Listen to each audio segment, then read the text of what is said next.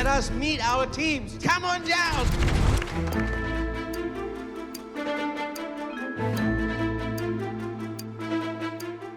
It was a really stressful experience because I was scared that I might let my teammates down. There's still some people in the society who thinks that STEM should be a male-dominated field. We wanted to show that young women are also capable of excelling in the STEM field and robotics. We were only drone enthusiasts at first, but many people supported us. We undid all the screws, so we had to redo all the screws when we added the top on. I think the most challenging part about being a mentor is seeing the teams get disheartened during the challenge when things don't go as the way that they planned. Drone is unserviceable. I think the ability to recover and still stay calm was something quite impressive. It's not only the participants who had to innovate. The production team had to step out of our regular filming mode to think a lot of different and creative solutions. Every day was a challenge. There was something new that came up. Because everyone knew what they needed to do, we actually managed to complete this whole saga. Take one.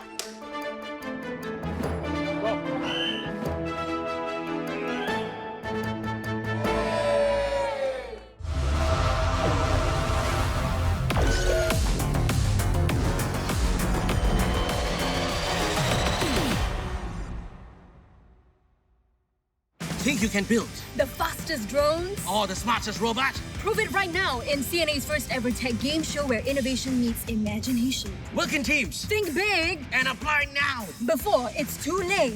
Huh? Too late. She thinks it's a kite. I think y'all better apply. Y'all apply better. This one, hopeless. Okay, maybe I start first. Case bias. They'll explain to you what you need to prepare, how you can prepare for the challenge. And then for competitions, those that I think that can do better and can excel at ICT. Why you want to join the CNA Tech challenge? When it came to the casting, we wanted to get a mix of, these age groups and everything. I would definitely say it wasn't an easy process. There were absolutely so many good teams, and we had to make some very, very difficult choices. One of the pleasant surprises we had was this diversity of characters or participants throughout the CNA Tech Challenge. This would not be something you would witness in a challenge perhaps organized by a university or a school, because you would then see people of the same mix.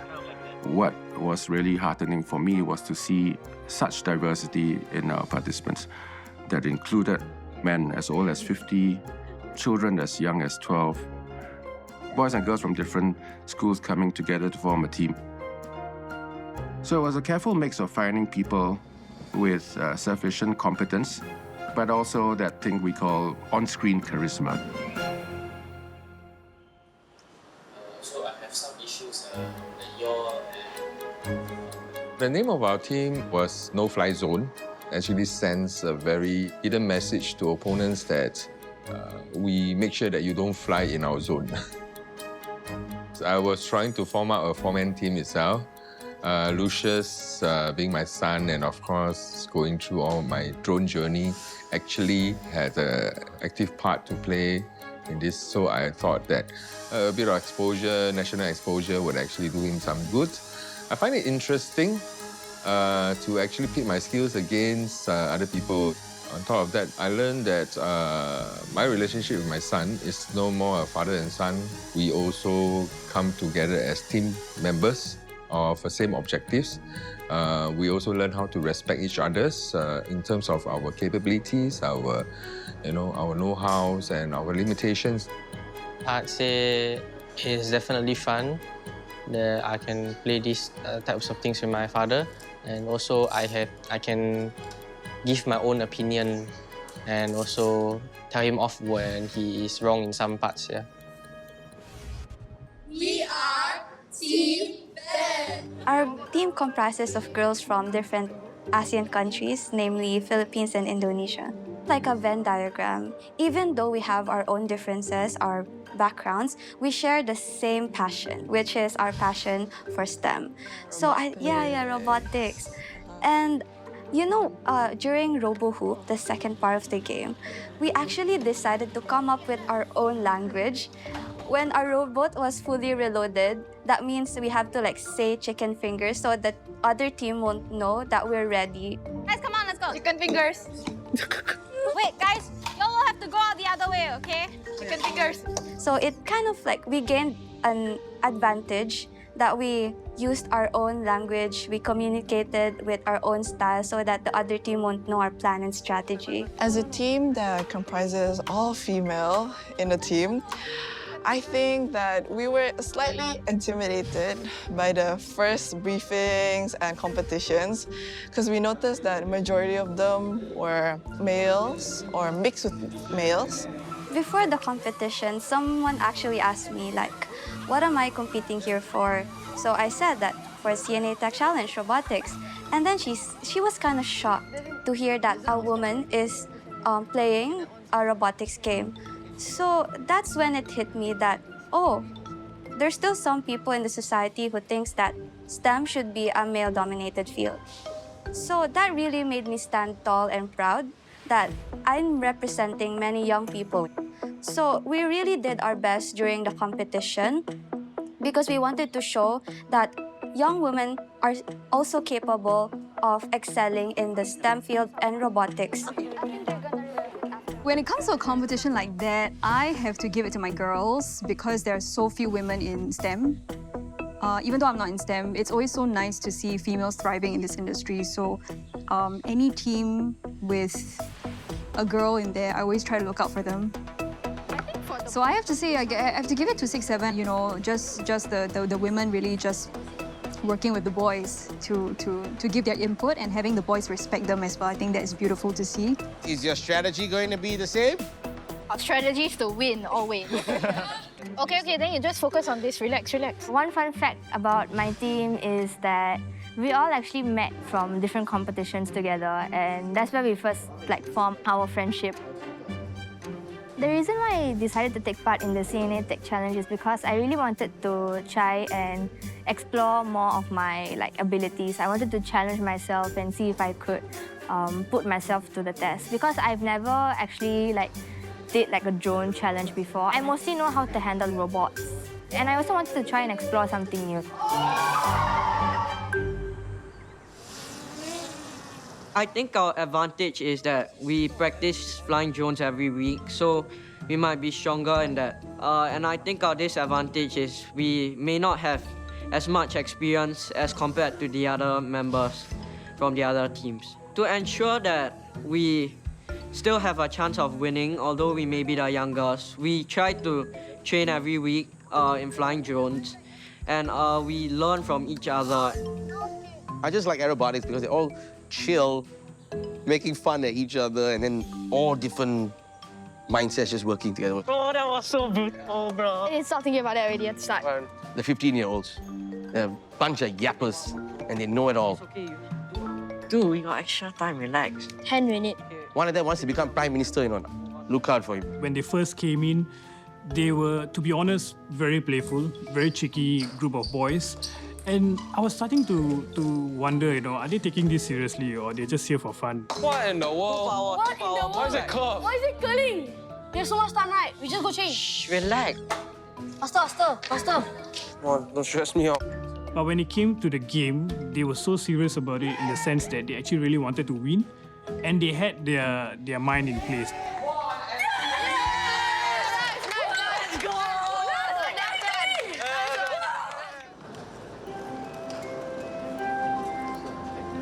Okay guys, just spread across here. Action. Hello everybody and welcome to CNA Tech Challenge Games, the boot camp. We'll be guiding you in every step, so feel free to ask anything. Put them out, connect it to the back.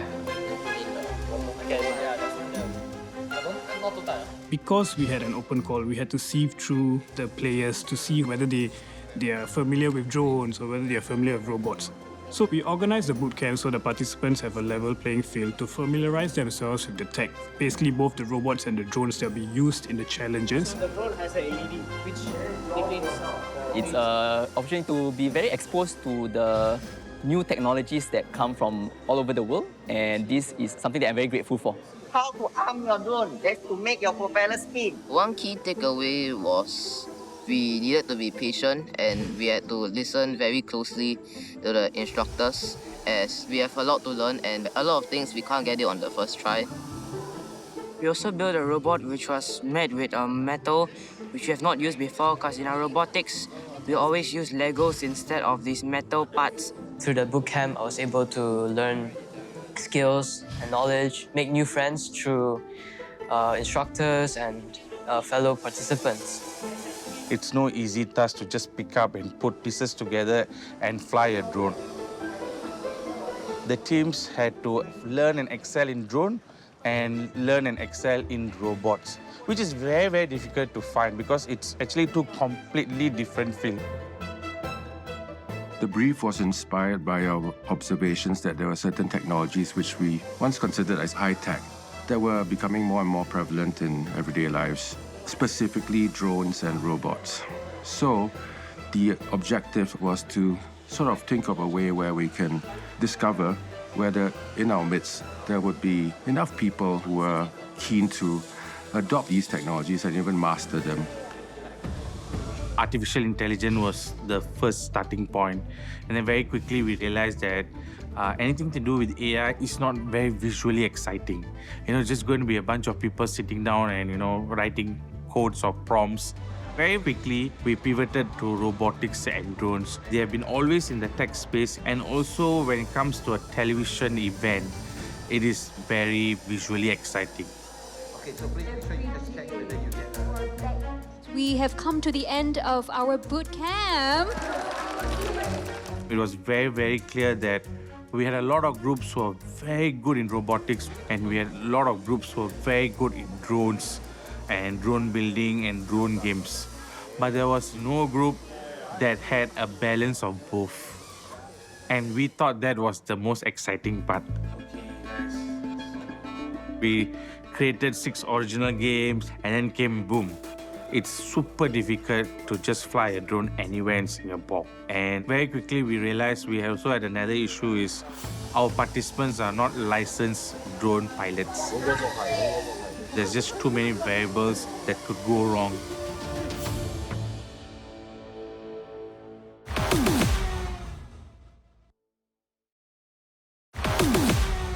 You're gonna do this today. Are you ready?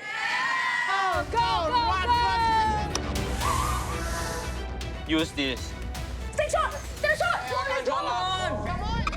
That's the thing is because initially we wanted to use AI and think that nothing much has. This whole game show was based on AI and technology. Even with 3, not very exciting. Part of the joys of my work is the opportunity to develop new formats, to find new ways of telling a story or discovering more about a phenomena. We thought that exploring this topic as a conventional documentary might be, I suppose, a little academic, a bit inaccessible, a little perhaps too predictable. One of the big merits of doing it as a game show was to allow the viewer to sort of live vicariously through the teams and participants. So they'd be learning these new technologies along with the participants. So that, I think, made for engaging television.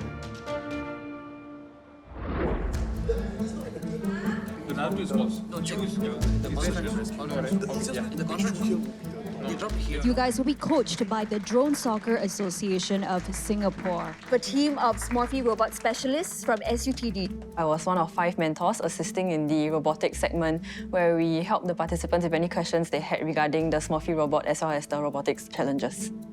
A common learning point that I hope that everyone will take away is to have the courage to try something new, even if it seems intimidating at first. So when we were talking to the participants during the challenges, a lot of them told us that they were familiar with drone or robotics, but none of the teams were really familiar with both aspects. But they would always tell us like, oh, it's okay, I think we'll just figure it out, even though they were very nervous or unsure. So that to me was very inspiring, that they chose to sign up and face the uncertainty head on. Being curious is a very, very important trait. Technologies always change, but curiosity and other traits such as creativity and confidence do not change. So this program has enabled the participants to go beyond, to embrace curiosity to explore new topics, new skill sets, new knowledge. At the same time, be confident to push the barriers. And the other is about the creativity. With the individuals coming from variety of different backgrounds, enable them to put different perspectives together and to have creative outcomes that solve the challenges.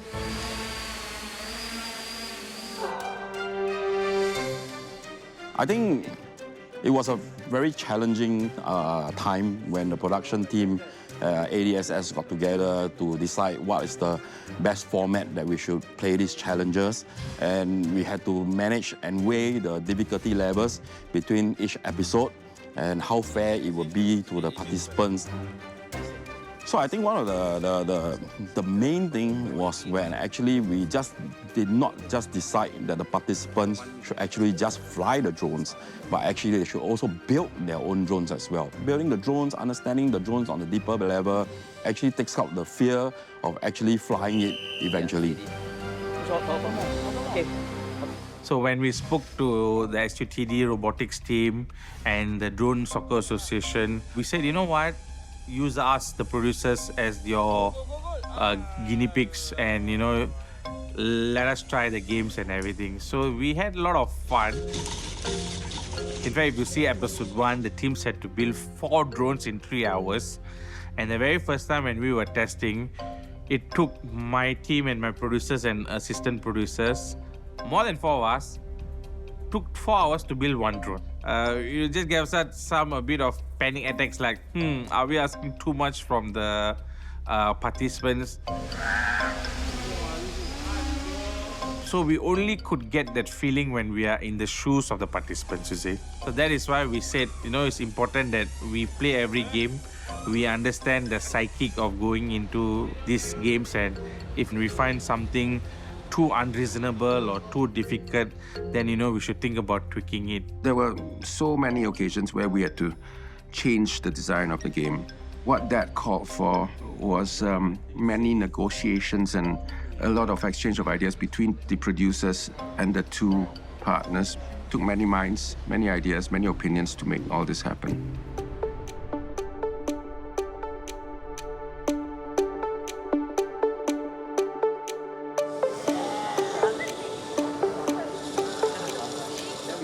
Then we install the motor arms, and then after that we can start to choose the killer and so on and so forth. Okay? Smurfy itself is suitable for learners as young as primary school students all the way up to university and professionals, because for the coding option, for example, we can do very simple drag and drop block coding, and we can also use language-based coding. So this helps to open up the challenge to a wide range of participants and not just experts.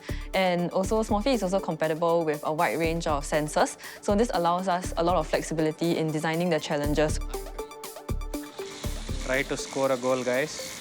Yes, we're trying. We're trying. Trying our best, Joe. We're trying.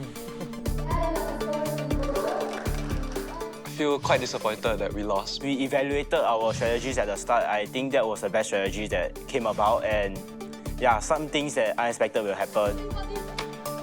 I think the robot hoops event was very challenging, as sometimes the robot accuracy was intermittent and it did not work, and there was one match where the robot fell apart.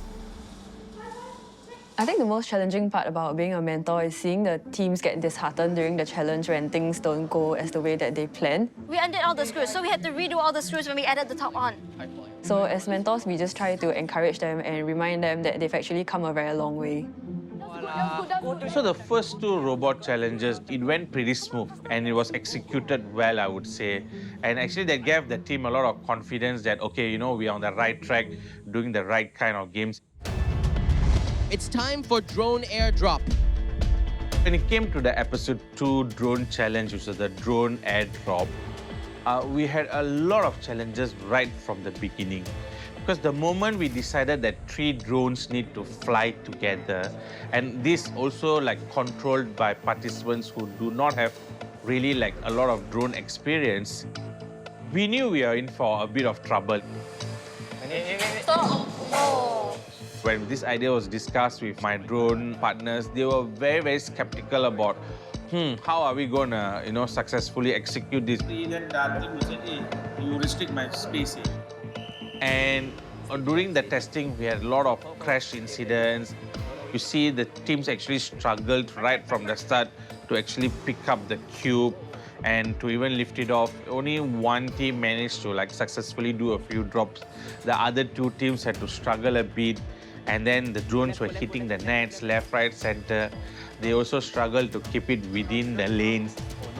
It was exciting to see how things went wrong and how the teams recovered.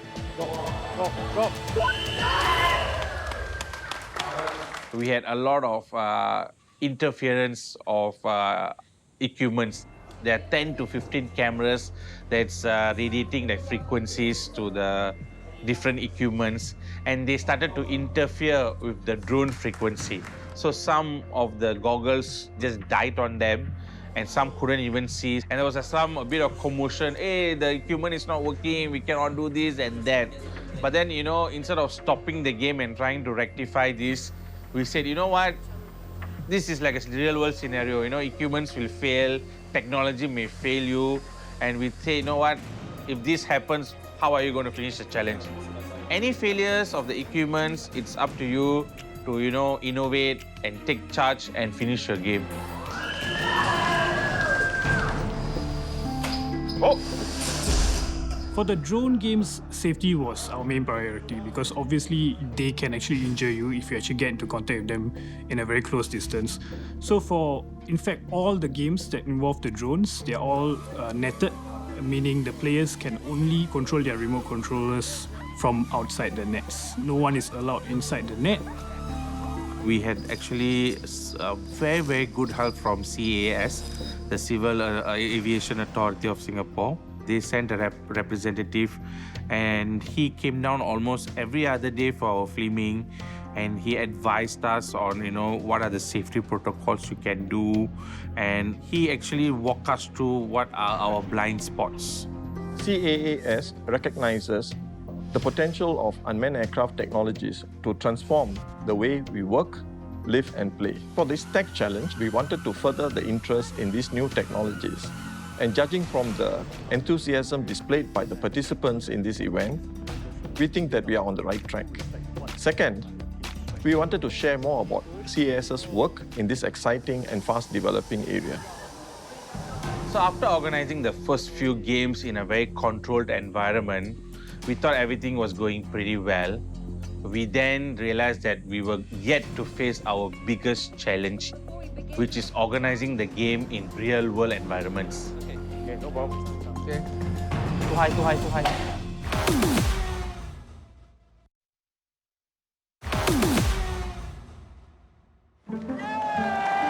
Today's challenges starts right here at the One Punggol Hawker Centre. When it came to the robo-clean and the delivery dash, there was a huge shift from being in a controlled environment to a real scenario environment. We wanted to show that this robots and drone technology is becoming part of our everyday life, and it's being used in real-world scenarios. We have already seen a lot in the market where, they are cleaning tables, they're serving foods, they are clearing plates. The main challenge for this was because when it comes to cleaning a table, right, no one mess or dirt is the same. We actually had to spend quite a few months back and forth with our technology partner, SUTD, and to come out with, different types of that cleaning mechanisms that can be attached to the robot. Participants were given a bit more freedom to modify the parts and attachments that they had. So here you get to see their creativity shine through, and you see them putting things together and taking things apart in ways that we didn't expect. Something I hope that participants took away from this challenge is that innovation isn't just about following instructions, but it's more about exploring, iterating, and being open to unconventional ideas. Okay, forward, backward. Okay. We had to organize this in a hawker center. We had to understand that business has to carry on as usual. I think the Robo Clean Challenge impressed me the most because it was the most tangible, most immediate example of how the technologies in question, the robots, would be applied in an actual hawker center with members of the public peering in with curiosity. I think my favorite challenge has to be the robot cleaning Because I think my team did our best, because we were able to clear out most of the trash and clear out like most of the spillage on the ground. Something that I learned is that it's really important to communicate and cheer on your teammates and give them like encouragement so that they can do better. Well done. So when it came to the delivery dash, there was a lot of safety concerns that we had. So that is why we had to work very closely with CAS. They came down with us to the warehouse. We told them the idea of the game and where we wanted to put these boxes, these delivery boxes. And the main challenge we had was line sight. And the only visual sight they have is of the drone and one spotter. And we thought that would be a bit more interesting to see how it panned out. But overall, I thought that was quite an exciting game. And I think one of the teams, No Fly Zone, they did extremely well for the game. Okay, left. Back. Nice. They were the only team that managed to drop at the most difficult point. So when they did that, we were like, okay, we did a good job in designing the game. We were happy about that. Let's see the scores. The board challenge, we actually left off quite a big gap between the first two teams itself, but we caught up being the first in the drone challenge, which is our specialty. I think it's quite an accomplishment. We experienced the fun and games, although hectic, but the objective and outcome is quite rewarding. The key thing that we wanted to achieve was to challenge people's not just mastery of the drones or robots, but also implant this idea that while the robot and drone may be important, it's how the human interfaces with these technologies. And one of the ways we would demonstrate that was to have this component where the judges would give 40% of the score to the teams for every one challenge. They would rate them on their design intent, design knowledge, and their innovation. I think the time pressure is real on them, where while the other groups were really getting a lot of time.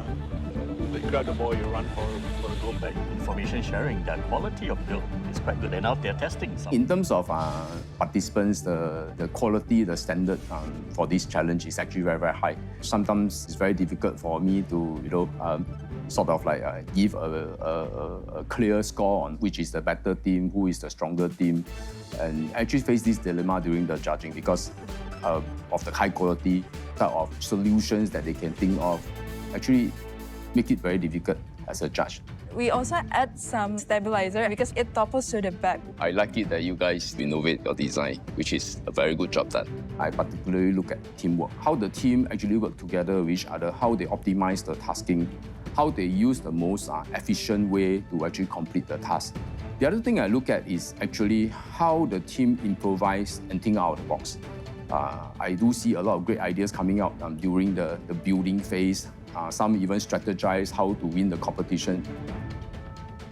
There were different considerations of teamwork where I recognized that one of the team members, the teamwork was not very evident. But then when we contextualize it, it's because the team members are already very seasoned in doing drones, right? So there isn't a big requirement for them to communicate a lot because they know what to do, right? Whereas there are other team members who actually do a lot of communication, a lot of discussion, is because it's something new to them. So these are things that we calibrate. I think the ability to learn the team dynamics was something quite beneficial for me. And because of that, I was able actually to pick up a possible dark horse. It is interesting to look at the younger team. They were actually quite inclusive and dividing their work and who do what. But in the end, you probably may see from the episode that they make a mistake in the beginning. Wait, is yours correct? Because ours is attached over here. Oh, you attached it there? No. Unscrew everything. Yeah, unscrew What the everything. heck? I can do it in 5 minutes. But I think the ability to recover and still stay calm was something quite impressive for a very young team. It was a kind of like a really stressful experience because during our practice runs when I was the spotter, I kind of had like some difficulties trying to hook up the payload to the drone. So it was kind of, I was scared at first that I might like screw this up a bit and like let my teammates down. And I think like, despite that, I think I was really happy to like put myself in an uncomfortable position because I was able to learn more, and through like good communication, my teammates were able to like cheer me on, and my team was really glad that we were able to make it to the finals. Making Team 6-7 the winner of the challenges. Cameras are rolling, sound rolling, slate. At 4, intro, 1B take 2. For this series, it's not only the participants who had to think creatively in their games and innovate. The production team as a whole, from the producers, the set designers, the crew, and all the talents which worked behind the scenes basically, we had to step out of our regular filming mode, our regular standard way of doing production, to think a lot of different and creative solutions to execute this series.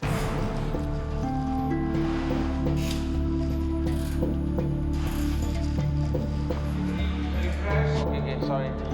Just start from 8 o'clock, reset. The specs for requirement for the drones and the robotics is very different. Time is one factor. We have to create a set and then change over to the other set in a very short time frame. So this is a very challenging part for us compared to our daily work. We have to pre-plan way ahead of time. This is pretty much the first time we actually have to do a set that is safe-proof for the drone use. The challenge will be how can I create a set that is safe enough for the drone to be inside, and at the same time have to let the audience get to see what's going on. Sometimes the constraints would be catalysts in themselves. One of the major constraints was filming around a drone. Whenever there was a drone, there needed to be some sort of enclosure. That required the production team to work very closely with the camera department to figure out ways to film this and get sufficient coverage in, well, I suppose a non-conventional way. We couldn't simply put a cameraman inside the cage where the drone was flying because that would be risky safety-wise. So we had to develop some mastery quickly on new technologies available. The ground cameraman, they cannot go inside the gameplay itself. So we decided to mount PTZ camera on each part of the game zone so that we can see the overall view of the game itself. PTZ stands for pan, tilt, and zoom camera. So if you look at the normal TV or production camera, this one is a little bit smaller, compact, but it can reduce manpower on the ground because I can deploy 4 cameras with just 1 controller, and I can operate it remotely.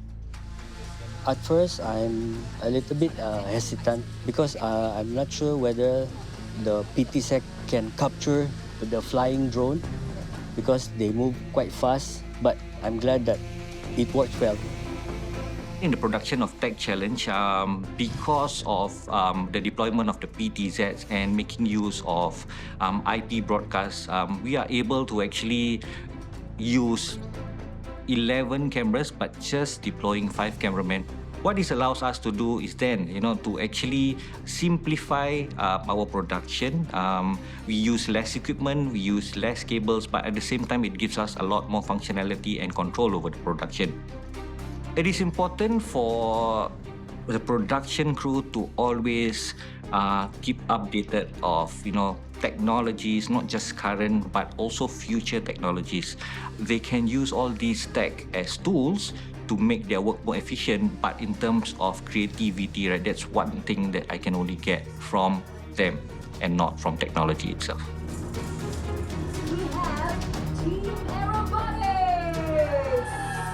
This program is really different from the current affairs programs that I usually edit. For this game show, there are around 10 to 12 cameras, and there's a lot of audio feeds, like around 40 channels of audio feeds. We have to experiment more, communicate more as a team to find better ways how to manage all the cameras and audio. That process itself really challenges us, but it gives us also opportunity to learn new things.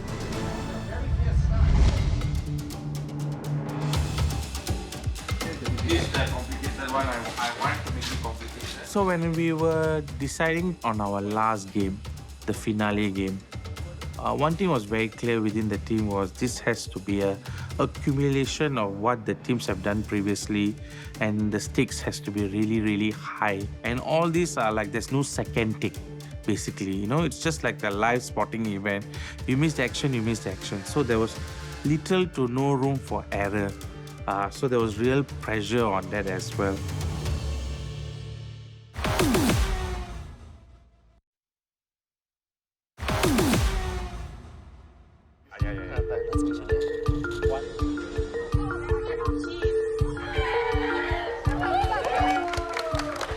All right, let's hear it for our finalists. Agents. 6-7. Aerobatics.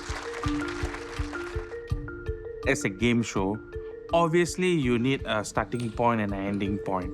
And we were very clear from the beginning that it cannot be at the same level. Finale has to be a bit more upscale, real-life scenario, and it has to be a lot more challenging. So when we were discussing what the grand finale was going to be like, we actually got together to see what kind of actually real-world applications that we could actually employ this technology to.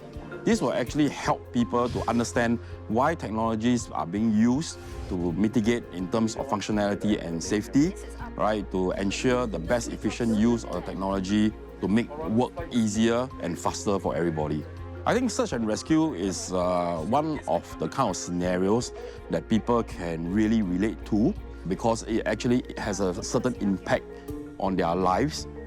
Previously, in all the challenges, it was just separate games.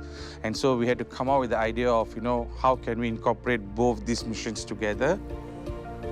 The story behind the set is there's been a disaster somewhere in the world, and there's an office where there's victims stuck inside rubbles. And, the emergency team needs to respond and come for the rescue. But before the rescue team comes, basically we're getting the teams to send in their robots and drone to do like a recce and identify the body count, who is alive and who is dead. You can see from the floor there's bricks, there's debris, there's pillars that have fallen down. To recapture this whole entire place have been through a natural disaster. This set is a combination between a variety game show set and at the same time it's like a drama set, where I have to recreate the whole scene, whatever is going on inside the set, to present it to the audience. And then at the same time also able to capture the robots, what they are doing. So this is a pretty interesting set and also the set that I love the most. Are you ready? Hold your controllers in 3, 2, 1, go. The boxes first. Behind. Oh, there's somebody with the left door. Okay, got it. Scan the perimeter. I think the teams did pretty well, better than what we expected actually. They strategized well.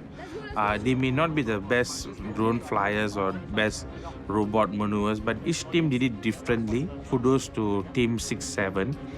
Because very early on in the game, they crashed their drone in the finale game. Drone is unserviceable. That means they only had their robot to rely on. They reorganized their strategy immediately. This also shows a bit of the real-life scenario where that as much as the technology is there available, it's not bulletproof. I don't know where's the robot. You know who's alive? Come. I need QR code. The QR code on the guy's butt. Okay, nice. Okay. Is there a life for that? What's for the robot? Okay. I do. Don't need. You get it, Nathan, you get it. Oh, yes, I got it. The champions of the very first CNA Tech Challenge, Team Aerobatics!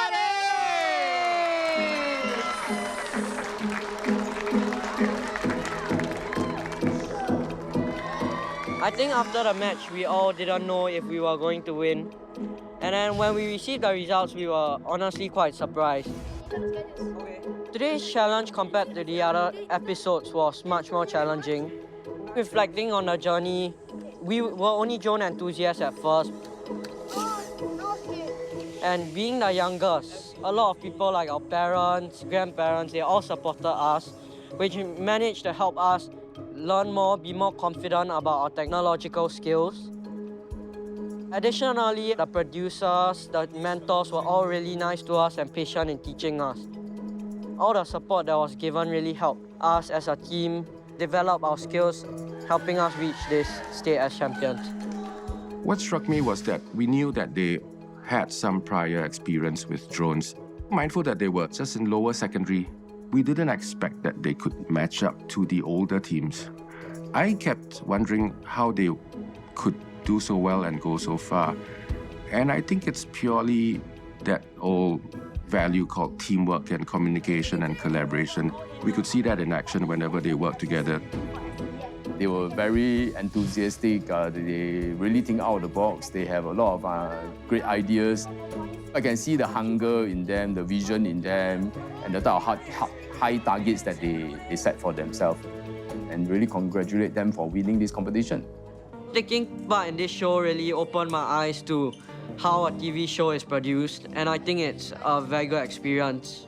I think, firstly, the challenges were very well designed as every episode has a different challenge, so we get to experience the different challenges they put up for us. For example, drone soccer, robo hoops, and the finals. And we learn from experts in the field who managed to explain it to us nicely. The CNA Tech Challenge exposed me a lot about drone technology.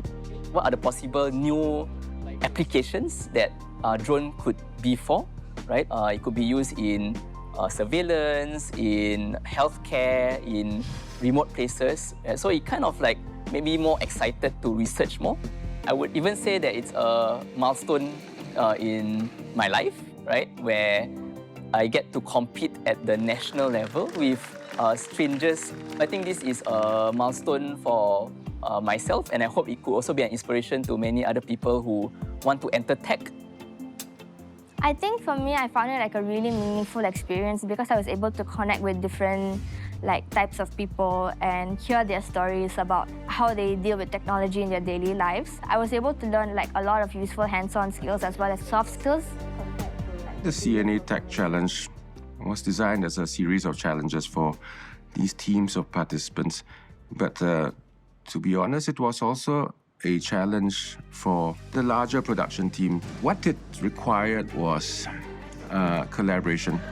It wasn't just the work of 5 producers, it was the work of many, many minds. I think my team were never afraid to ask for opinions from other people and were always ready to take those ideas. It took a village to produce this thing, and we all pulled it off. Every day was a challenge. There was something new that came up. Either the set design had some fault, or we had some problems with the cabling, or the script had to change. Because everyone knew what they needed to do, and everyone knew that they had a part to play and they had to do it well. And that's the reason why we actually managed to complete this whole saga. We hope that through this program, right, people will have a better understanding of technology and how actually technology can coexist with human collaboration. It shows that tech is not just for professionals or experts, but it's actually for everyone. CNA presented technology through approachable games as well as fun challenges and helped to shift the public perspective from fear to curiosity. The participants are of very high quality. And actually, we are looking at science and tech and also engineering talents to hopefully join our cohort in building technologies for public safety. So this is the aspect that is very rewarding for me because I can see firsthand some of the very, very good engineers out there to allow us to do a bit of green harvesting. With this experience, they can actually in future think of how to use such technology to augment us in our daily work, daily lives. And then hopefully as engineers in future, they can actually design such new technologies. What we ended up with was not just a show about people mastering the technologies, but also a show about people working together, solving problems, coming up with solutions to do things better. There was a lot of human drama that was nice to watch, and I think it all came true. Stand by.